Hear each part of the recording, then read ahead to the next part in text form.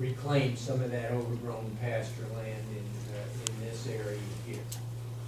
While I've got this slide up, I do want to point out that we have got a proposal in from Joe Lehman, who looked at it from the forestry standpoint, and that's on our plate to continue to review.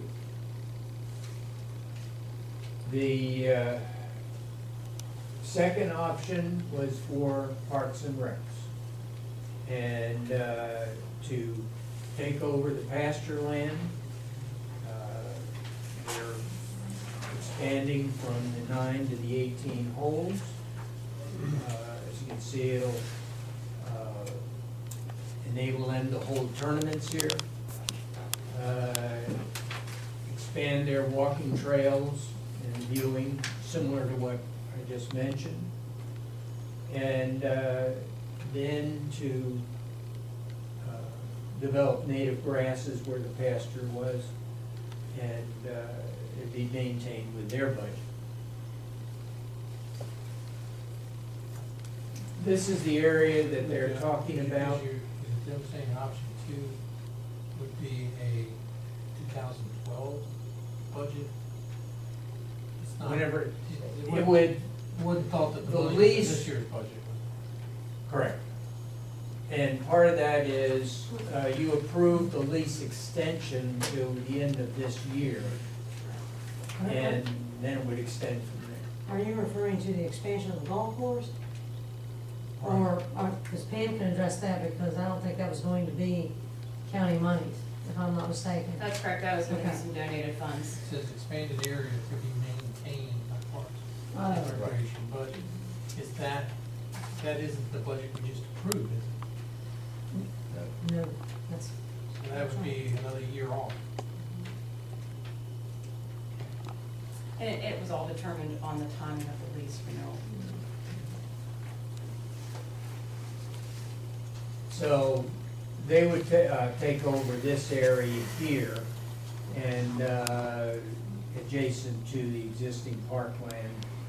And what that would do, this is the layout that was proposed by them. You can see the existing golf, the 9 holes that they've got right now that surrounds existing parkland. And they would be adding an additional 9 holes circumventing this area of land. That would leave this one here to just basically continue to overgrow. It's written on here, possible farm pasture, however, it's not economical for any farmer to bring any cattle in. There's not enough nutrition value in that land to do anything with it this time. And it's not conducive to tillage either. This is the existing area of the 5-year lease that would continue. I'll point out that this one was held at a 1-year lease. Initially, this was looked at with education in mind, the schools. We met with the various ag teachers in the county. They just don't have it within their resources to do anything at this time. The biggest interest that is still out there is with the environmental classes to come out and look at this area in here, and with the water resources, and the conservation, and working in that area.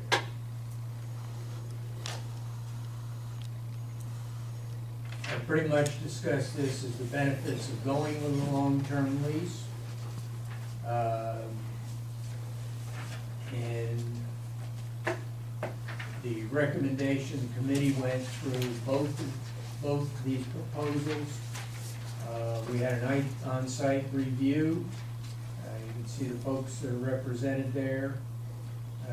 And I've met with the local farm bureau They concurred with the option one, and we're really quite interested in the fact that we would use this as a demonstration area to promote best ag best management practices to all farmers within the county, and display a signal that the county Board of Supervisors is supportive of agriculture within this county.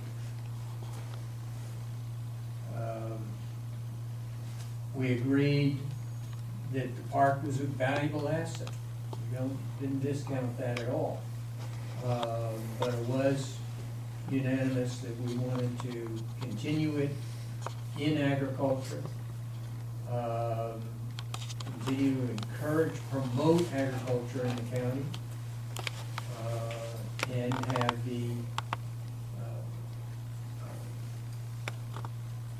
chance to see if we can improve the economics of farming within the county. Especially since a large portion of the agriculture is in raising cattle. These are some of the best management practices that we're looking at. And this has been, the farmer is that is currently there is very interested in doing this.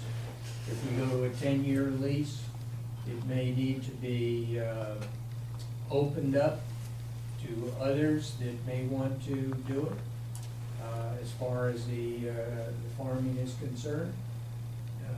Others may offer a better price. We don't know, but it does need to be opened up.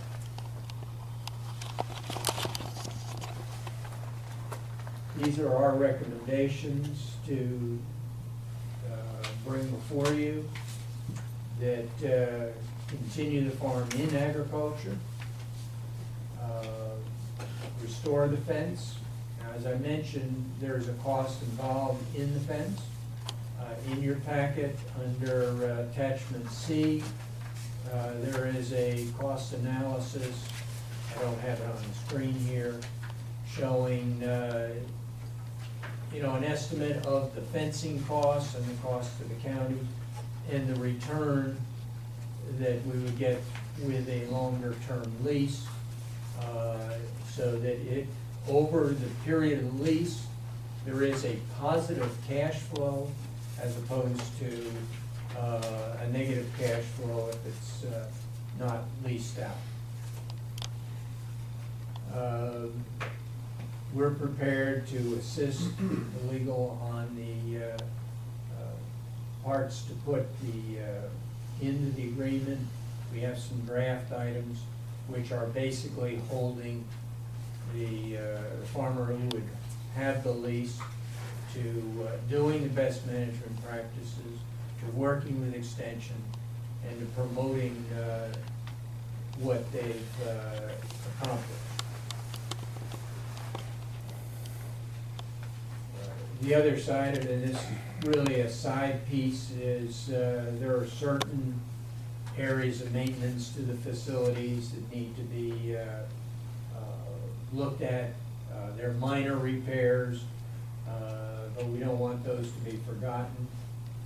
And about the boundary fence, and with, as I mentioned earlier, with the setback, we can have the historic marker placement and methods of observation that would actually connect the parkland all the way around to the cemetery. These are the benefits. Pretty much discussed most of those.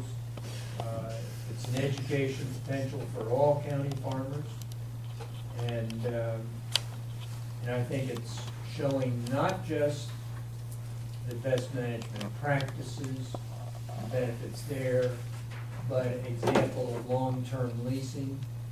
If we can get landowners that have farmland that's sitting idle, they may be more prone to leasing it to a farmer.